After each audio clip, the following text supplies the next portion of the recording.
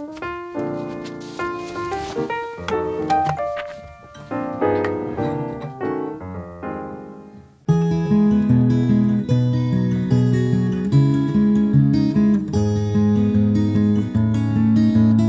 Streets of London gibt es ja eigentlich schon ein Video von mir. Das ist allerdings ein Short-Video, also das sind die Kurzvideos auf YouTube, die höchstens 1 Minute dauern dürfen. Ähnlich wie bei TikTok, also eher was für junge Leute. Ich konnte mich zumindest noch nicht so richtig damit anfreunden. Trotzdem mache ich es ab und zu. F-Dur ohne Barré, ein Traum. Ich zeige dir 2 Möglichkeiten. In dem Short-Video spiele ich allerdings eine Version von Streets of London, die ich so oder ähnlich schon seit knapp 40 Jahren in den Fingern habe. Im heutigen Longform-Video, da zeige ich dir die Originalversion von Ralph McTell. Also genau so, wie er das bei der Aufnahme von vor ziemlich genau 50 Jahren, also 1974, gespielt hat. Die, wie ich finde, die reizvollste Version von Streets of London ist. Es gibt unzählige Versionen, ich kenne sie nicht alle. Auch von Ralph McTell gibt es sogar eine neuere Version von 2017. Nix da, die hier ist es. Da habe ich mir die Gitarrenbegleitung in mühsamer Kleinarbeit rausgehört, die Tablatur dazu aufgeschrieben und das machen wir jetzt hier. Und ich hoffe, du bist dabei. So, fehlt noch was oder können wir endlich loslegen? Nö, ne? Das Video, das hast du bestimmt schon geliked. Meinen Kanal hast du abonniert und einen liebenswerten Kommentar, den schreibst du sicher auch noch. Dann legen wir jetzt los.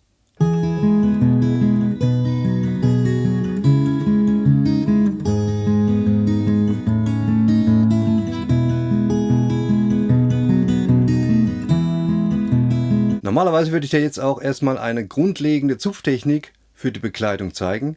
Mache ich auch gleich. Allerdings schmückt Ralph McTell sein Folk-Picking doch sehr aus, was wirklich toll klingt.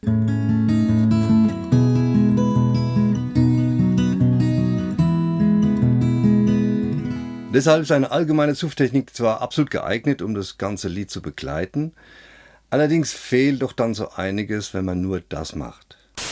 Die allgemeine Zupftechnik zeige ich dir am Beispiel A-Moll.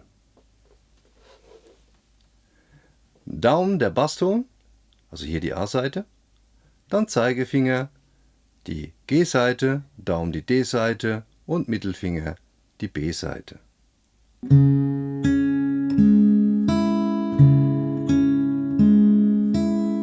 Diese Folk-Picking-Technik wird dir in der Strophe und im Refrain noch ziemlich häufig begegnen. Also das erstmal üben, bis es sitzt, und zwar richtig flott. Im Intro wird natürlich am meisten variiert und ausgeschmückt. Das ist ja dann auch eine Begleitung mit integrierter Melodie. Will heißen, hier findest du nur selten das Picking-Muster in seiner Reihenform. Darum ab hier gut aufpassen und genau hinschauen. Ich erläutere nicht jeden Ton. Dafür hast du ja die Tablatur, die ich einblende. Das Intro beginnt mit einem C-Dur und einem Basswechsel auf die Zählzeit 3.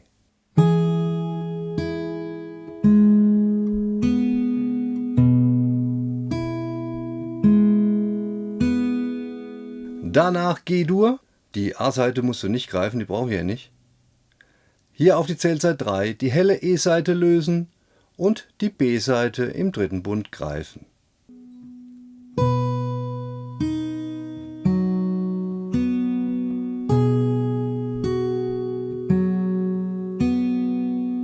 Kleine Anmerkung zum G-Dur. Solltest du das G-Dur lieber so greifen, das heißt mit Mittelfinger auf dem Basston und dem Ringfinger oder auch dem kleinen Finger auf der hellen E-Seite, wie gesagt, die A-Seite brauchen wir nicht, ja, dann ist es völlig okay so, also ist kein Problem, kannst du machen. Allerdings ist dieses G-Dur hier in vielen Fällen bequemer, weil man ja auch oftmals vom C mit G im Bass auf das G-Dur umgreifen muss und dann den Ringfinger liegen lassen kann.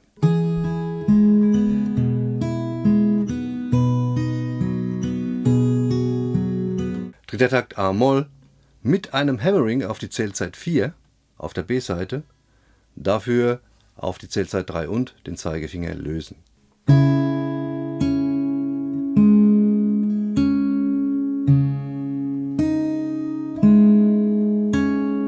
Takt 4 E-Moll.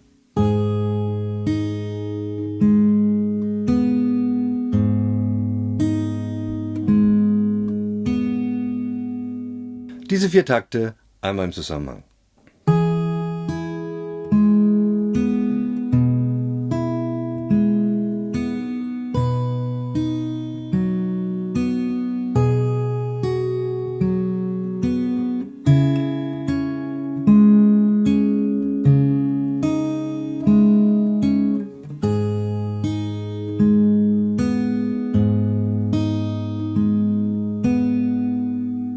5 F-Dur. Es macht hier Sinn, das F-Dur wegen der Variation nicht als Barré zu greifen, wie das hier, sondern der Basston, erster Bund E-Seite, wird vom Daumen gegriffen, der Zeigefinger greift den ersten Bund der B-Seite, der Mittelfinger den zweiten Bund der G-Seite und der Ringfinger den dritten Bund der D-Seite. Wer das so nicht kann, der greift halt einfach das F-Dur genauso, wie er es kann und verzichtet dabei auf die Variation. Das ist jetzt klanglich nicht so entscheidend. Falls du es so greifen kannst, wie ich es dir vorgeschlagen habe, dann lässt du in diesem Takt zuerst mal den Zeigefinger weg und spielst die leere B-Seite. Erst auf die Zählzeit 3 und dann die B-Seite im ersten Bund greifen.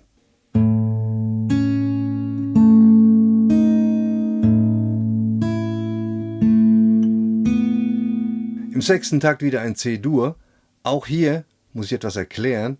Ralph McTell spielt öfter mal die tiefe E-Seite im dritten Bund als Basston, also den Ton G. Manchmal im Wechsel, ne? Zuerst dann den Basston auf der A-Seite und dann den Basston auf der E-Seite und manchmal auch nur den Ton G auf der E-Seite. Theoretisch und vielleicht auch sinnvollerweise könnte man das C-Dur jetzt ja auch so greifen. Das heißt, der Ringfinger auf dem dritten Bund der tiefen E-Seite, der kleine Finger auf dem dritten Bund der A-Seite, Mittelfinger und Zeigefinger lässt du wie gehabt. Ganz ehrlich, ich mag den nicht und vermeide ihn deshalb auch, wo er sich vermeiden lässt, und das ist ziemlich oft der Fall. Ich spiele für gewöhnlich ein normales C, wie man es halt so kennt, ja, und greife, wenn es nötig ist, mit dem Ringfinger einfach um.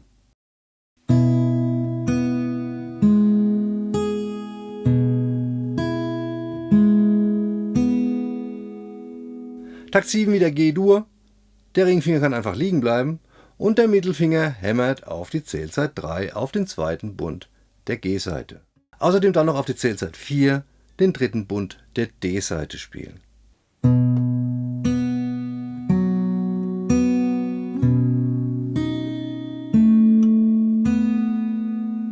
Takt 8, letzter Takt im Intro, C-Dur mit Basswechsel auf die Zählzeit 3.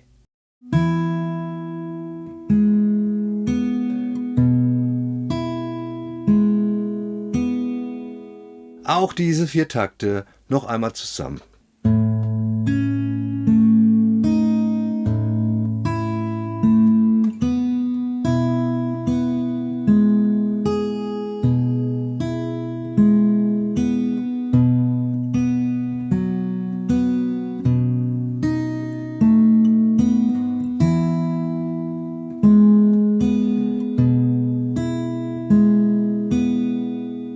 Und das komplette Intro langsam zum Mitspielen.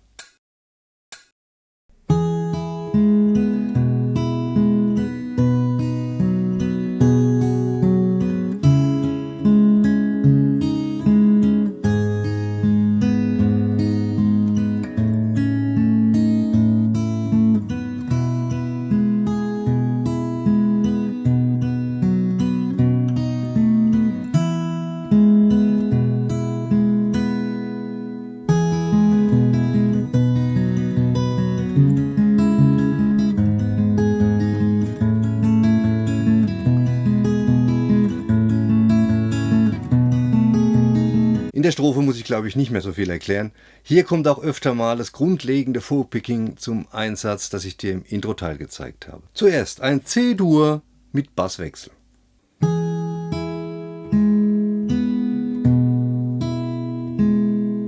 Dann ein G-Dur.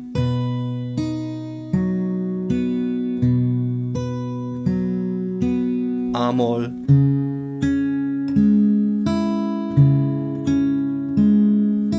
E-Moll,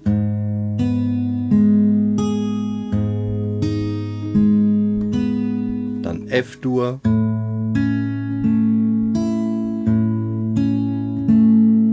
C-Dur mit Basston G,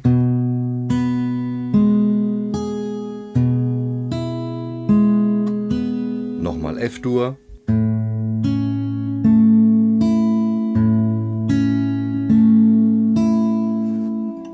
und im 8. Takt ein G7 A13. Hier greift der kleine Finger im dritten Bund der D-Seite.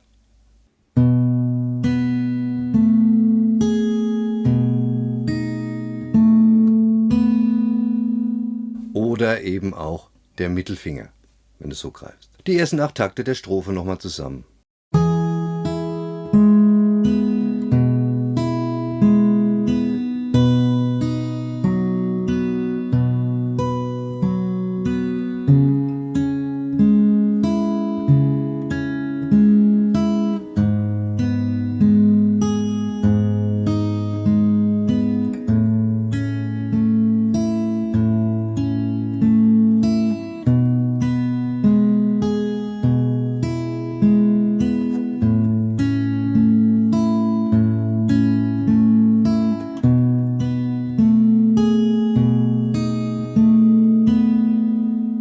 nächsten 4 Takte der Strophe, also Takt 9 bis 12, dann wieder genauso wie Takt 1 bis 4, also C-Dur, G-Dur, A-Moll und E-Moll.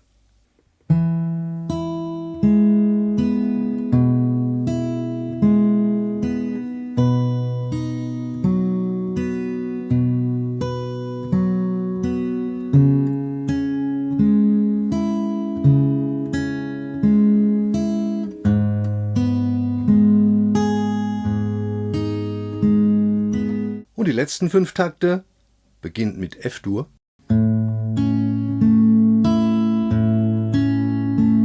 dann C mit G im Bass,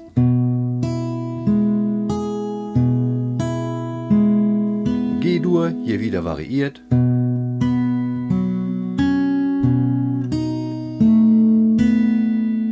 und 2 Takte C-Dur mit Basswechsel.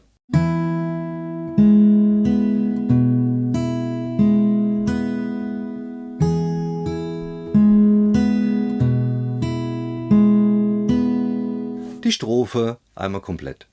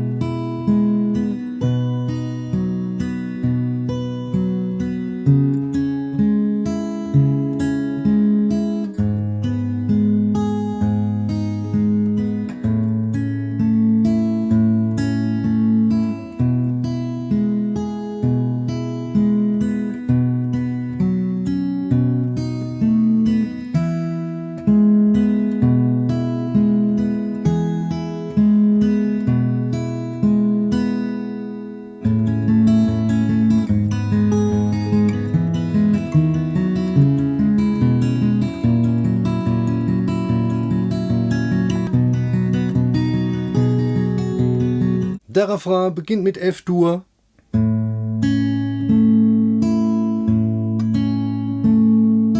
dann E-Moll,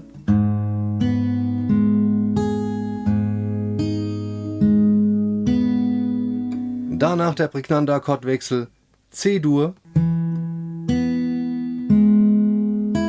C sus2 mit B im Bass,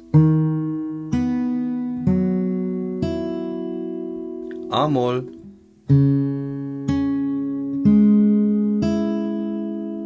A-Moll mit G im Bass und D7 mit Fis im Bass.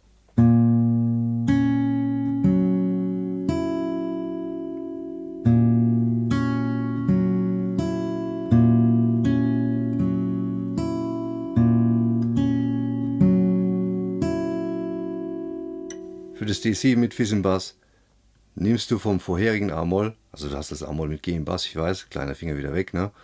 Und vom A-Moll nimmst du den Mittelfinger weg und greifst damit den zweiten Bund der tiefen E-Saite. Dieser Akkordwechsel noch einmal im Zusammenhang.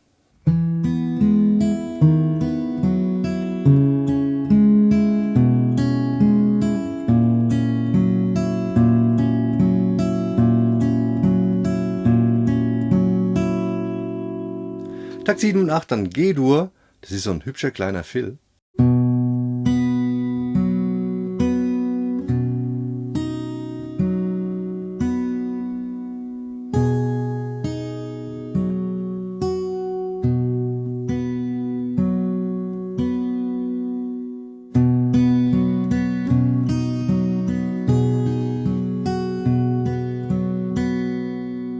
Und die ersten 8 Takte des Refrains. Nochmal zusammen.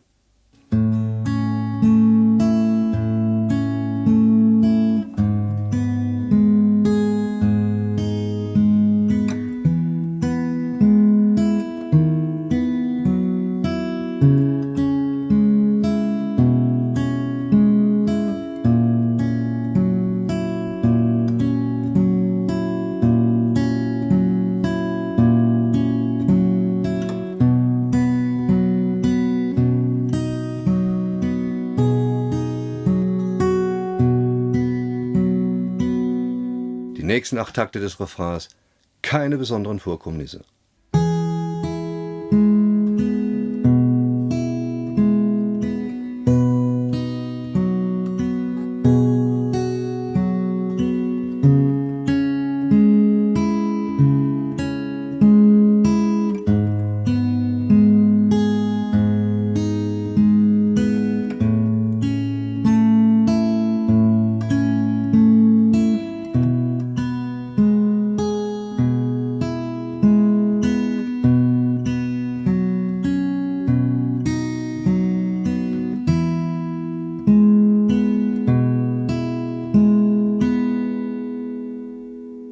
Und jetzt der komplette Refrain, langsam und an einem Stück.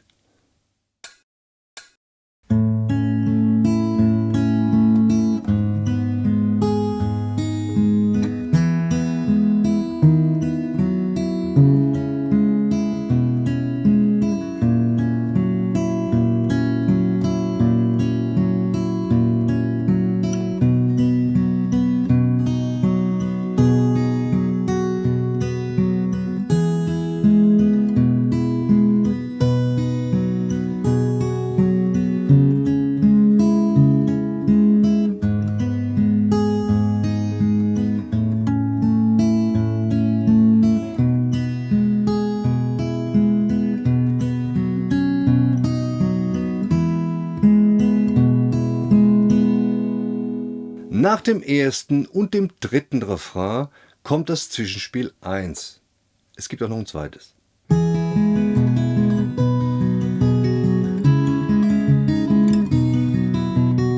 C-Dur,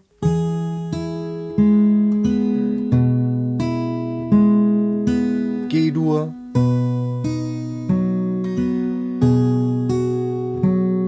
A-Moll mit Hammering,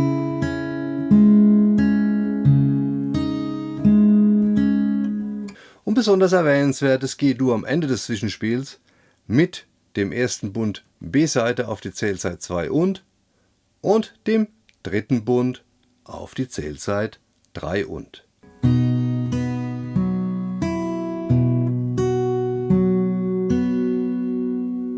Die 4 Takte Zwischenspiel einmal zusammen.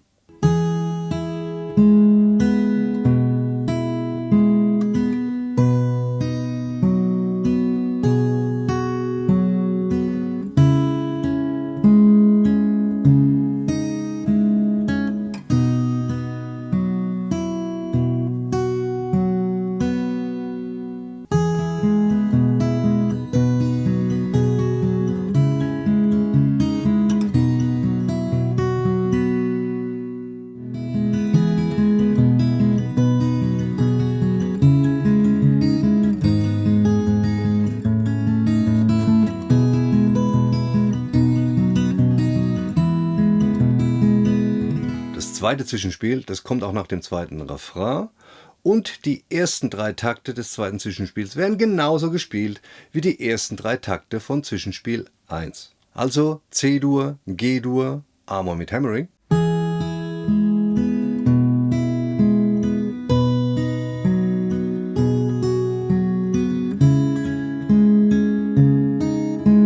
und in Takt 4 E-Moll.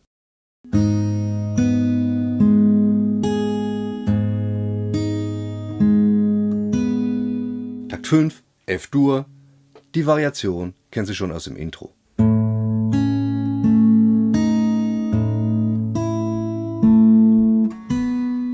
Takt 6 C-Dur, hier wieder mit Basston G und kleiner Variation auf der hellen E-Seite.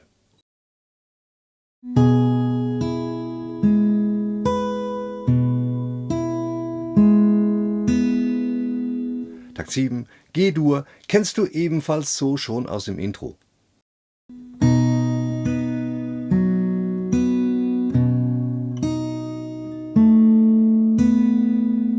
Und Takt 8 C-Dur mit Basswechsel.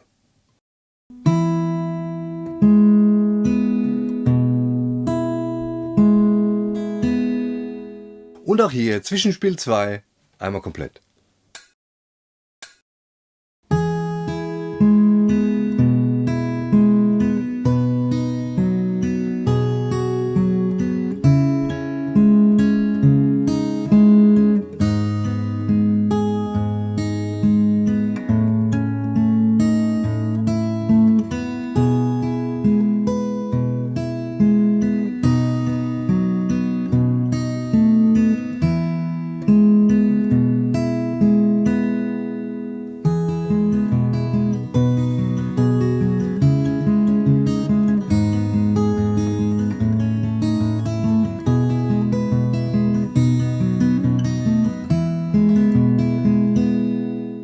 dann gibt es noch einen Schlussteil. Dieser folgt nach dem 4. Refrain. Also eigentlich ersetzt er den letzten Takt des Refrains C-Dur. Hier spielt McTell ein C-Sus4, D-Seite 3. Bund statt 2. Bund. 1,5 Takte mit Standard Folk Picking und abschließend C-Dur. Einmal anschlagen.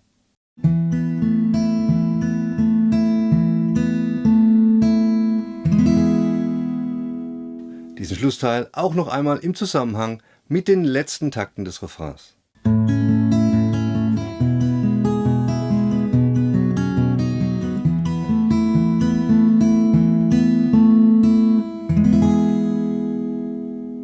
Das war's von mir zu Streets of London von Ralph McTell. Ich hoffe, das Video hat dir gefallen. Dann gib mir deinen Daumen, schreib was Nettes in die Kommentare und abonniere meinen Kanal, falls noch nicht geschehen. Ciao und bis zum nächsten Video. Bam, bam.